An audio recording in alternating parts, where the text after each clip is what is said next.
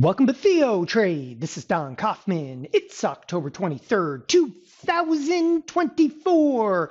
Just about 20 minutes after the cash close here on this Wednesday afternoon. The S&P's closing down some 50 handles, and the market silence has been broken. I'm going to explain that and much more here, of course, on this TheoTRADE evening update.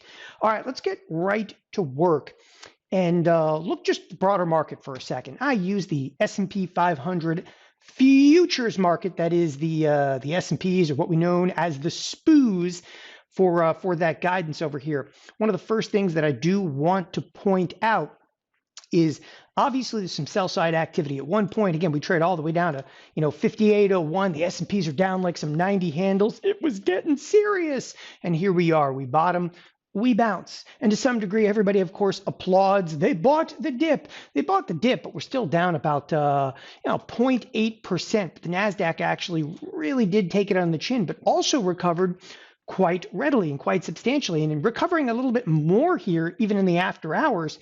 Largely predicated on some price action, obviously, in Tesla. Nevertheless, back over to the S&Ps for just a moment, because to me, what's important here isn't necessarily, the magnitude of the move and the bounce back. I'm not surprised at all by the bounce back.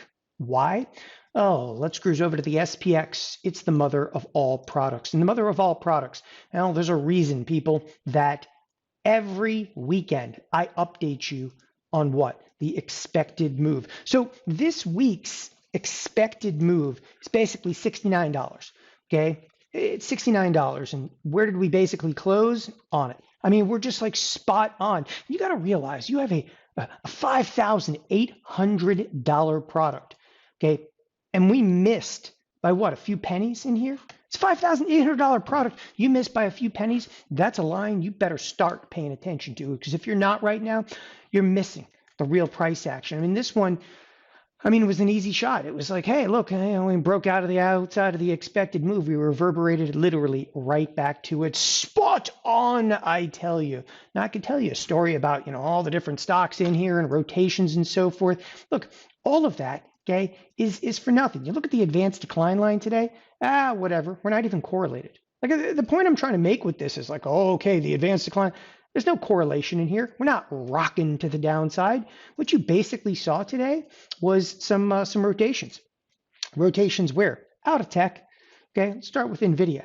NVIDIA, there was no news in NVIDIA. NVIDIA was just basically following suit with the rest of big tech. NVIDIA down just close to 3%. Meta getting hit by about 3%. Now, Meta is interesting because Meta didn't bounce. This thing actually closed basically at lows. Of all the tech stocks that I'm looking at here, okay, it's Meta. Now, let's actually move on to, prime time, which is none other than Apple. Apple was really, the cause of the broader weakness, if you will, inside of Nasdaq, with basically news that broke over here that the iPhone 16 is not necessarily doing as well as anticipated. Does that about sum it up? So we broke from basically 233.5, and 3 minutes later we're trading 231, like complete repricing in here. But with all due respect, we did bounce to some degree. And after trading all the way down to 227, we bounced. We bounced by about $3. And so the reason I'm actually bringing this up, because it is, the fact that we bounced isn't unusual, is not unusual. What is unusual is that Meta did not. And this is something we're going to be watching very, very carefully tomorrow, because, that could actually be a real break at this point to the downside. Moreover, if you take a look at the expected moves, there's still ample room in Meta to hit the lower edge of the expected move. We're not home yet, is the point that I'm trying to make with Meta. There could be some follow through, some more sell side activity specific to Meta. Nevertheless, spinning around to other major players in the financials right now. What did they do? Nothing. There was sell side activity earlier on in the week here, but here we are on Wednesday, where stones throw off the lower edge of the expected move. But the point I'm trying to make is the financials were not even involved in any sell side activity today. It's still what I would term selective selling. Now, one of the reason I say that, some of that kind of market silence is broken. I'm going to come back to that in a moment, but look, it's not through and through. This wasn't like, all hands on deck. Everybody's puking their guts out. Yeah, sure. You saw the financials sell off for a brief and fleeting moment. They're down 4 cents, massively unchanged. You look at the energy sector, down 0.5%. Okay, in the energy sector, come on, this looks like any other day.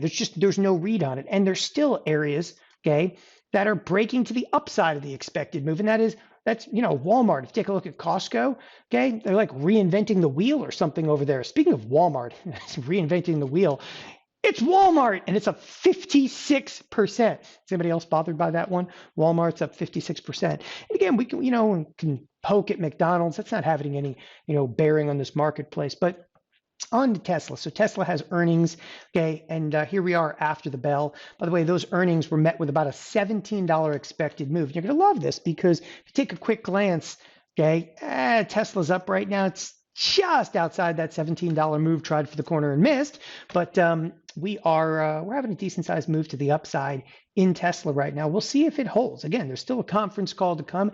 Anything is possible, anything is plausible, but okay, the market at this point, they like me. All right, last couple of things to focus on into the end of the week. So this week, as I said, kind of the market, as a whole, maybe broke its silence. What I'm really referencing in here is if you look at this 30-day 1 hour, the market has been relatively silent.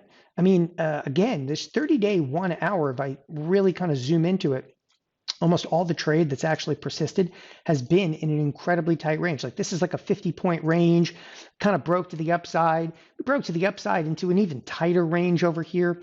This, though, there is some significance to the move today. And what's going to be important is it's not where we're trading right now. Okay. I mean, because right now, what are we? Oh, no, we're going to break what? Right back into 5,800, 5,750 range. Very, very plausible. That's not what I'm looking for. What I'm looking for is how this week is actually going to close, and specifically the SPX. Okay, what really has me kind of on the edge of my seat, are we going to be able to hold the lower edge of the expected move, or are we going to actually shatter outside of it? Again, in a trading session like this, where we, finally, it's like, all of a sudden, the markets have awakened, and in doing so, I mean, this could get a lot more wild, if you will. Moreover, if I actually look into the end of the week, and by the way, I happen to have the butterfly on that literally sits right at 57.95 on the button. We sit here till tomorrow morning. That's going to be quite the nice butterfly. But here's an aspect it's really worth mentioning. We started the week, but we've already passed through Monday, Tuesday, Wednesday. We started the week, okay, with a $69 expected move. What's kind of crazy, the vol really did pick up. The vol picked up in the here and now. I mean, we're up to like a 52, okay, expected move. That's still remaining in the week. And that's just for what? Okay, that's just for Thursday. And Thursday has about a $35 expected move. And into Friday, you have this $52 expected move. So there's still quite a bit of volatility around us. And the reason I say the market kind of broke its silence is, look, everything else on the screen is moving huge. The bonds, they're getting rocked. Okay, they're just getting rocked. The dollar exploding higher. Okay, gold. All right, gold is Mr. Toad's wild ride to the upside, and today collapses back down by like 1%. It's like all your asset classes, people, are rocking right now, except for the S&Ps. Meanwhile, yeah, maybe never late over here, right? But those S&Ps, they started moving today, and this is going to be critically important into the remainder of the week. Push earnings aside for just a moment. Doesn't matter about Tesla. Okay, I know it's IBM. It doesn't matter. Next week, earnings are going to come into full scope. Right now, though, what we've got to actually deal with is just some volatility kind of breaking out, and specifically that volatility being found exclusively inside of these tech stocks. Thanks, everybody, for joining us here at TheoTRADE. Have a wonderful evening. Bye-bye.